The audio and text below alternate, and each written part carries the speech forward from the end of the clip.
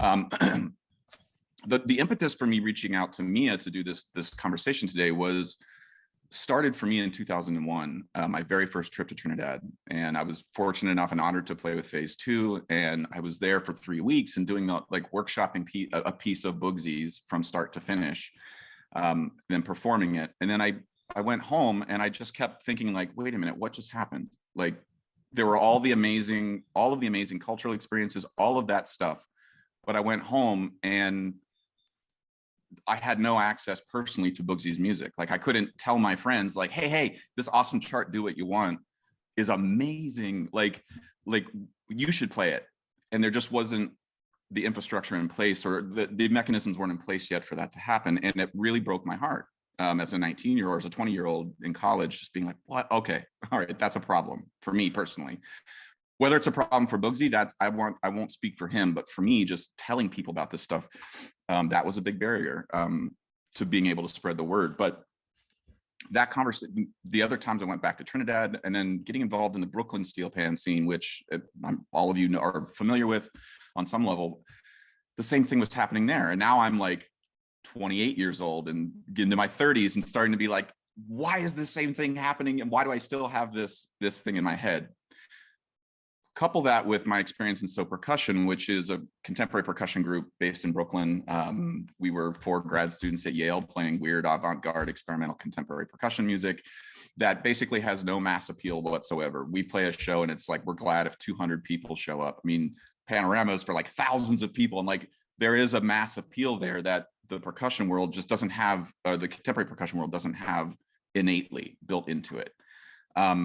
Yet, there was this flurry of activity at SOCI, the summer program we run, where composers were writing new pieces and then being like, well, I'll just put it up on my own website.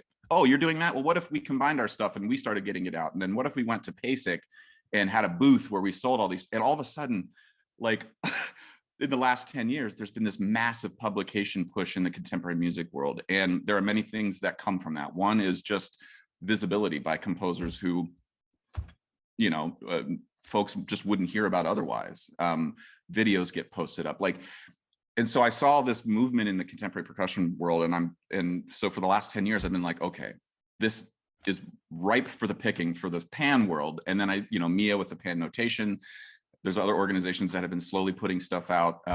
So anyway, that's the point of the conversation today, is to sort of figure out how we can push in my experience, what I've seen with the contemporary percussion world, how we can arm the pan world with the same, I don't want to say mentality, but the same sort of skill sets and empowerment, so that the same thing can happen in its own way, but can really flourish in the pan world. So that's my nickel and dime tour of why I wanted to reach out to Mia here. And I think today, Mia, please feel free to just unmute and interrupt me if you want to say something or chime in. But I think what Mia and I are going to do is lay out sort of like the nuts and bolts of like, this is what a piece that comes from your brain, how it gets to a band, how that gets to a finale score, how that gets to a publisher, how that gets to a total stranger in DeKalb, Illinois, who wants to play your piece. So Mia, with that said, you want to augment anything I said or counter? Yeah, well, I mean, I think for me, it was sort of the same thing, right? I'm seeing students at UTT creating these fantastic compositions, and it's like, where is it going, right? And I'm seeing, of course, like you mentioned, Dr. Len Boogsy Sharp, Leon Smoot Edwards. I mean, you have Ray Holman. I mean, the list just goes on. What about Clive Bradley? You know, we just have like all these amazing musicians here in Trinidad and Tobago and composers. And it's like, where do we get their music? You know, and it's something that I thought about. But what ended up happening too, and how Planetation even came to be, was actually through a conversation that I had with Mark Loquan as well. You know, because he had so many compositions. It's like, where do we put it up? And he thought, well, you know, he wants to sort of create a virtual space where people can get access to his music, you know, very easily, because he's interested in education and sustainability and having his work be made available, especially to students, around the world. And, in having that conversation, it's like, well, what if we just, in creating something to have your music up, what about everybody else's music as well? Because I also have music, that's just sitting on my computer that I've written, over the past couple of years. And I'm sure it's the same for a lot of people. And it's really that need and not having that space, in order to put your music up is sort of how PanNotation even came to be in the first place, is needing that space in which to make your music available. And the other side of things is, when I travel and I go to the US and I go to Japan and, all these places, they really want access to music, and the access that they have is limited. Right. And then, me performing so many of the same pieces, that's circulating in the US and that's circulating in Japan, is the same small list of pieces. And then only to find out on top of that, that sometimes the arrangers, or composers of these works weren't being compensated for the work that is being performed by a lot of steel bands around the world. So it's like, whoa, we have this massive issue of all of this music that's available and nowhere to put, no sort of dedicated space to put it up. That's not to say there's nowhere to put it up, right? We do have a few publishing companies within the pan world, right? But it's the access that I think is very difficult. And then you have the other side of, everybody having limited access to what they can access. And then on top of that, you have arrangers having their music just out there, and they're not the wiser. Somebody making money, but it's not the arrangers or the composers. So in adding to what you're saying and to see it on the other side, we see that it is an issue. So as Josh said, we kind of want to go through step by step. How when you have a work and you have the music in your mind, how does it get from there to the masses, in a sense? And then too, we also want to talk about some of the, kind of the legalities and some of the give or take. But I have to say, first of all, I am not anywhere near an intellectual property lawyer. So everything that I say as well is sort of what I've learned over the process of just trying to start a PanNotation with the PanNotation team. And we do actually, I did ask very kindly for our IP lawyer to be here with us. So he's going to be in the chat. So Kavish is here just to support anything, or maybe if we have any questions, he might be able to answer them. So I guess we can get started, Josh, and I could share my screen with the presentation. Yes, and I want to just also say that, like, one of the reasons this has been on my mind is that I participated in that sort of ecosystem that you were laying out there, Mia, where when I was in school, there was not YouTube, there was not the internet. If I wanted a recording of Bugsy playing a solo, I had to go to Trinidad and buy a physical CD. So what I was playing for 5 years in undergrad was like a handful of music that was just passed down throughout the ecosystem. Somebody gave me a book of stuff, and I want to I don't want to like cast negative vibes on that experience of mine, because it was at the time, like, you're just sort of like, oh, whoa, this is crazy. I didn't know who any of this was. And I was just glad to have anything.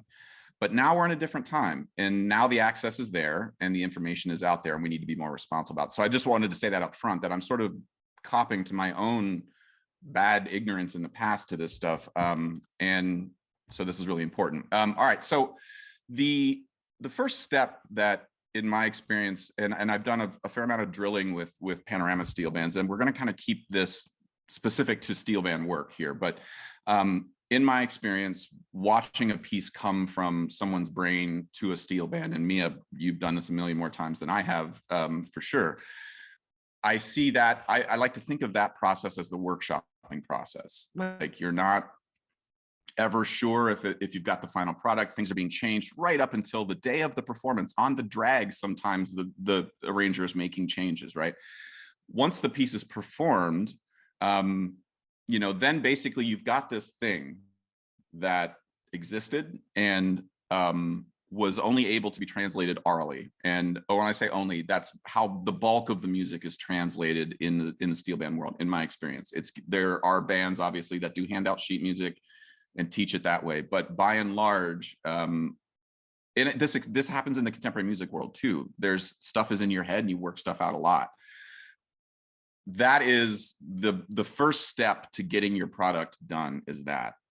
Then I think where the breakdown happens is sometimes there's many things. One is just the act of scoring that out is a heavy lift, even if you have a really great facility with Sibelius or Finale, right?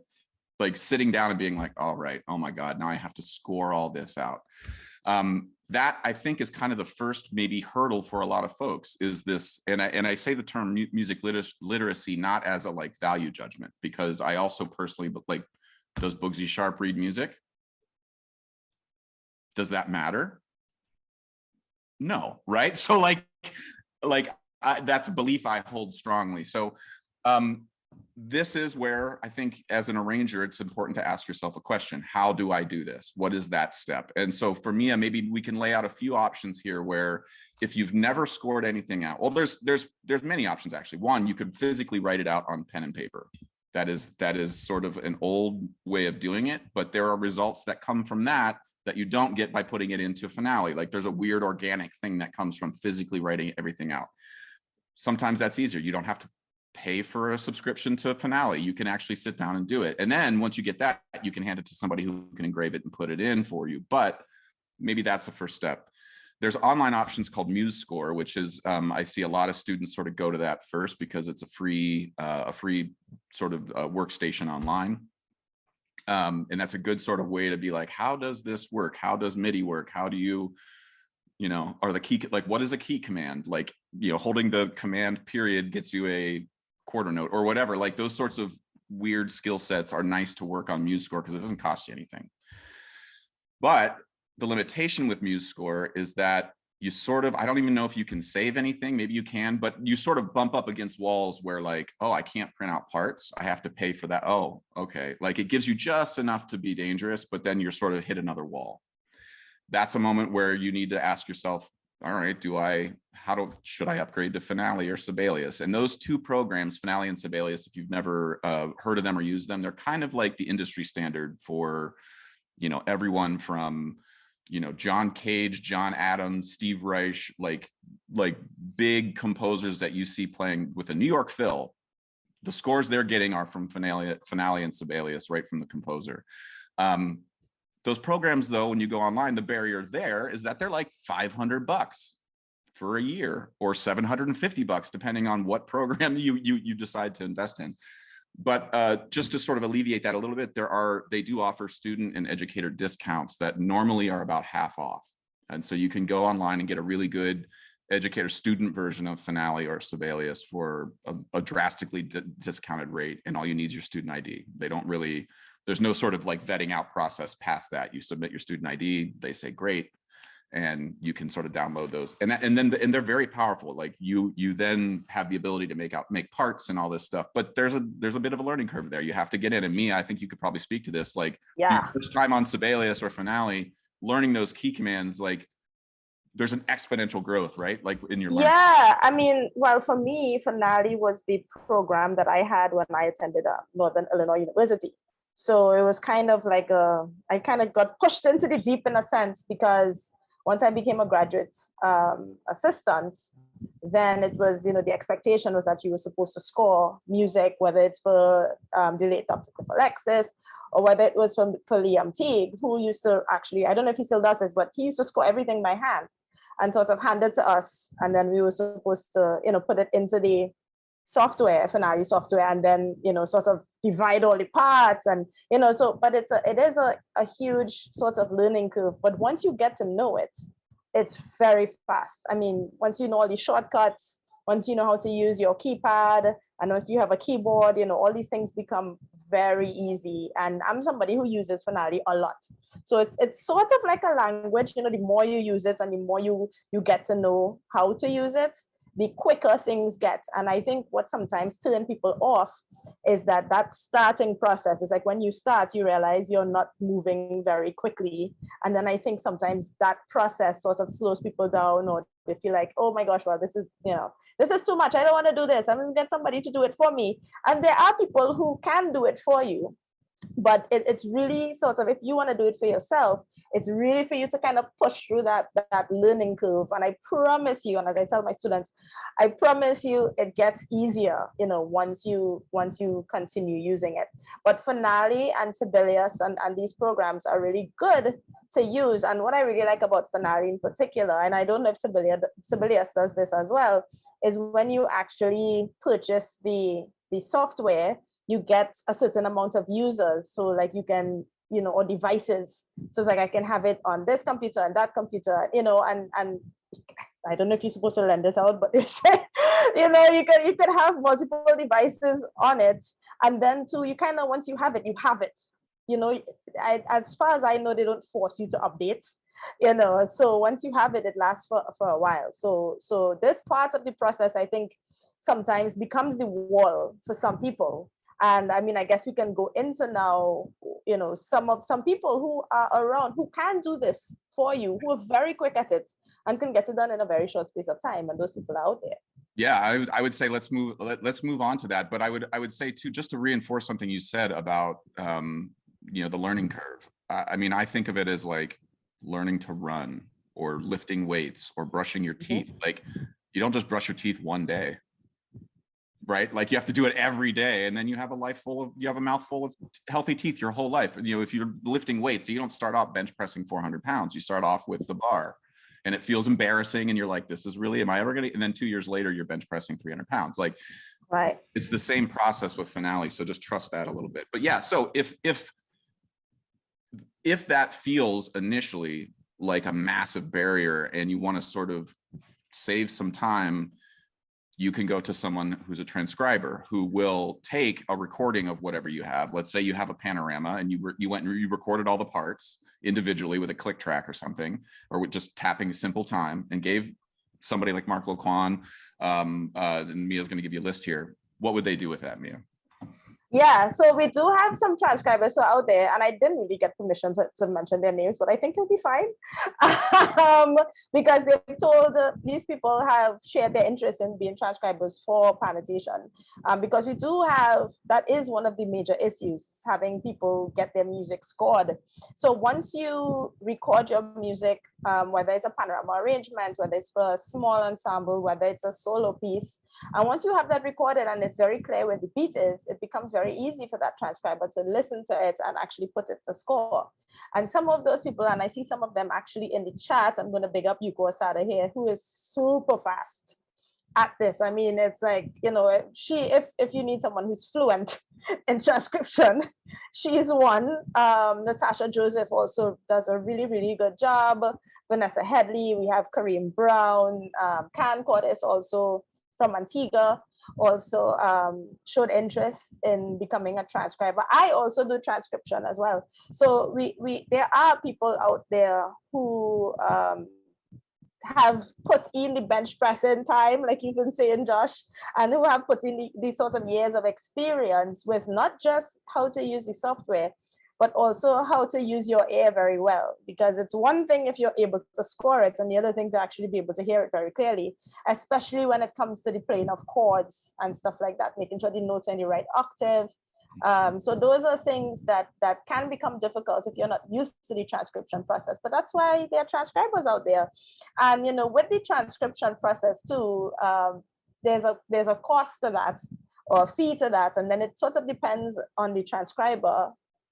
How they like to charge. Some people charge by time, like this is how much I charge per hour, and then some people charge by measure, right? Okay, if it's a short piece, because the measures in above bars will kind of tell you if it's a long piece or a short piece. So if it's a short piece, of course, less measures mean less, less of a fee.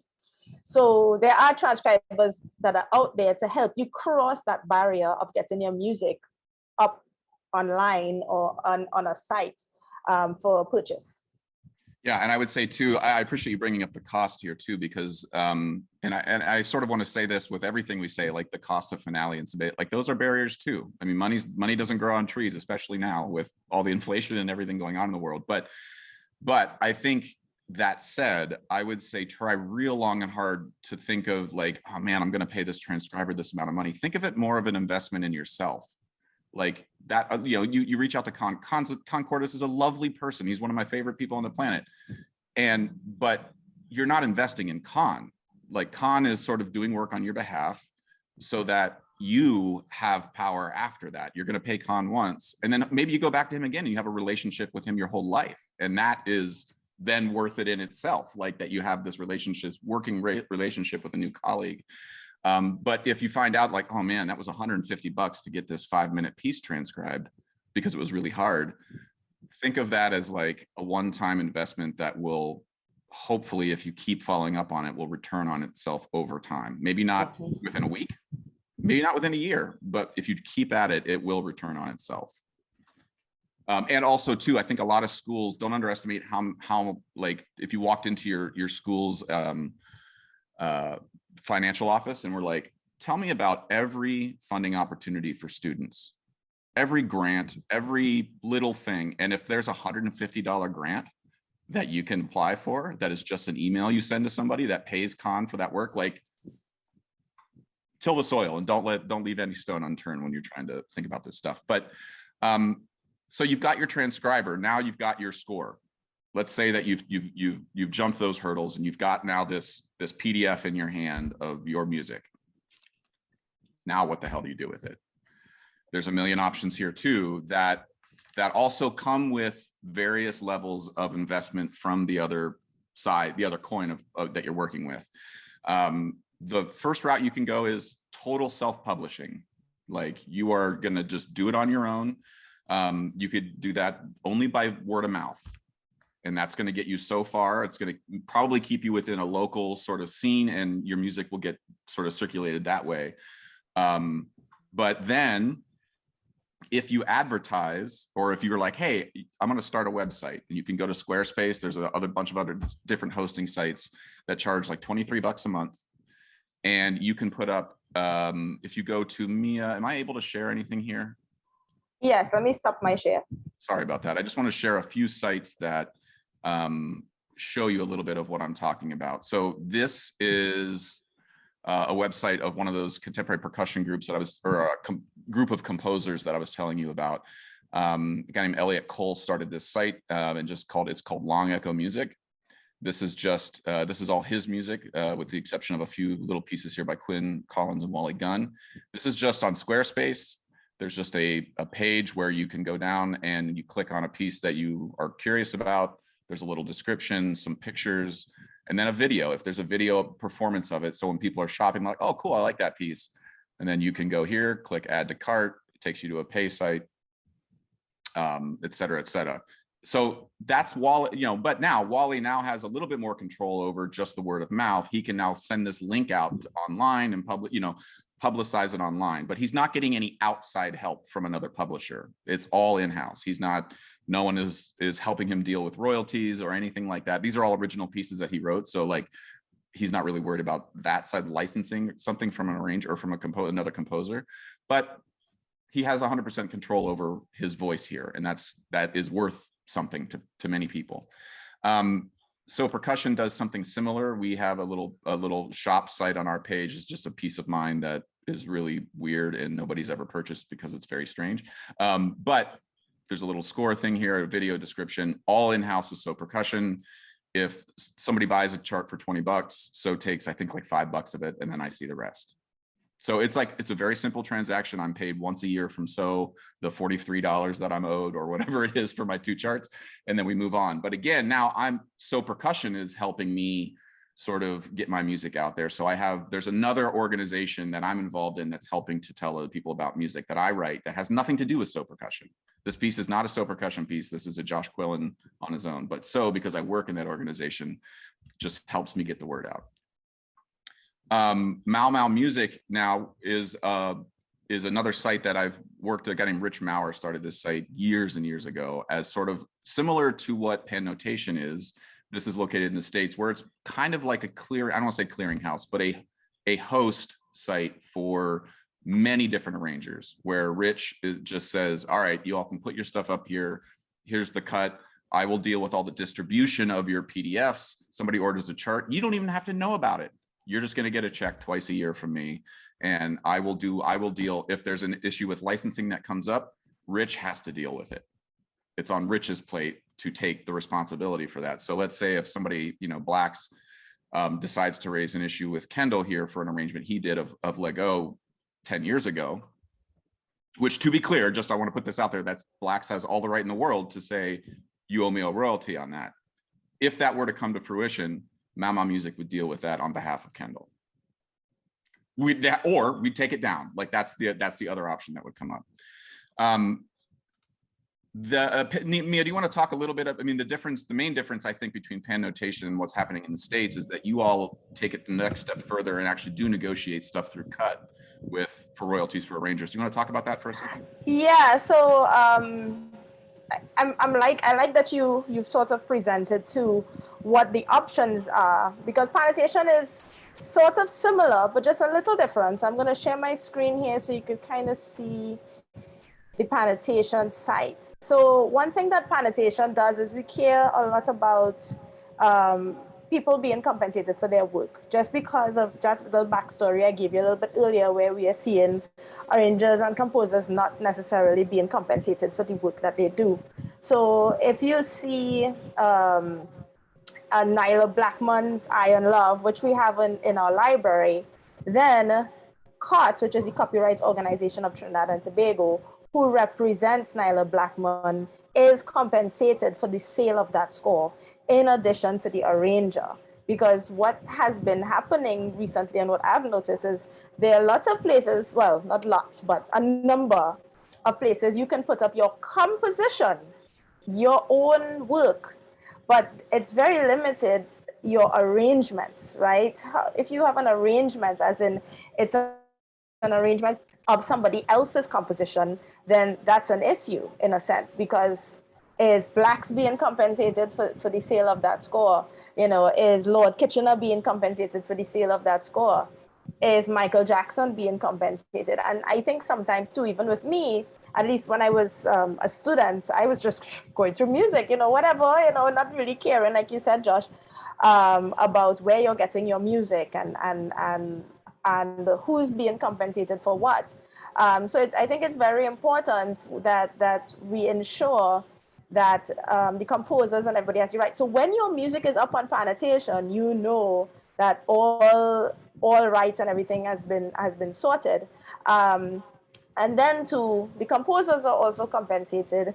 And one thing that we're aiming to do for PanNotation is we never really want to be in competition with anybody, because we feel as though the pan world is already so small. It should be us against the rest of the world to make sure we get even more people to play pan.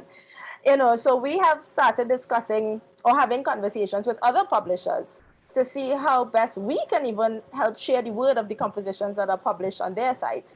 So for us, we want to sort of function, even though you can come and have your work made available on PanNotation directly to us, but we also want to function as a library as well, which is what we're doing. We're functioning as a library in order to also showcase some of the other works that are out there that are published by others. So it's this sort of one location to have access to everything. And the Copyright Organization of Trinidad and Tobago and our relationship is a good one, because they then help us to get permission, not just from the composers that are under them, which are mostly local composers, but also they have connections with international composers that they then help us to get in contact with. Now, it is quite a process, especially for those who may have submitted works from international composers, because we're going through this and it's this sort of barrier that we've sort of created for ourselves, because we care so much about everybody being compensated fairly, and not necessarily just selling music that doesn't entirely belong to us. We are sort of running into some barriers of trying to get those permissions from some of the international composers. So we hopefully, once we get through that, which is what we're going through now, once we get through that and we have those relationships settled, then it becomes easier, right? So it's like somebody has to forge this path, right? And hopefully once we get through to the other side, it becomes easier for everybody else, you know, to have their works published, whether it's a composer, whether it's a arranger, whether even if you published with someone else. So, you know, with PanNotation, that is sort of our value and our mission. And then of course all the other things, we have a subscription site, you know, for educational materials, because that's a whole other conversation for another time. But and we so value that, which is why, you know, we're doing what we're doing here, and which is why we even having this conference, because of the educational elements as well. I want to say too that I hope you all are recognizing, like, just some context here. Mia and I were having a conversation the other day about PanNotation. We're starting to, you know, we were putting up some charts of Kendall's that he was arranging, and for me it was a like, this music just needs, it just needs to be visible, like at all, you know. And so like, but that desire on my behalf, I think, is coming out of, again, I'm reacting to the last 20 years I've had just seeing all this music disappear. So me and I were talking about like, okay, great. So what I hope to do now is move some of the stuff that PanNotation is doing and talk with Rich at Mau Music and talk about, can we migrate this stuff over to PanNotation in a way that, so that, because you have an infrastructure in place now. Right. Deal with it. And so I hope the other thing you're all clocking here is that this conversation and these decisions and solutions are happening in real time, like right now. You know, this isn't something that's done, and this isn't something that we're sort of planning. It's like, you know, you're just going in there and doing it. So I want to highlight that for everybody, that this is a bit of a creative process in some way. Like, you're sort of making this up as you go, and you get to decide how it's done. And so I just want to highlight that for folks. And as you're all thinking about how to sort of tease this out yourself, I'm going to Mia for advice, and I'm 42 and have thought about this for a hot second. So like, you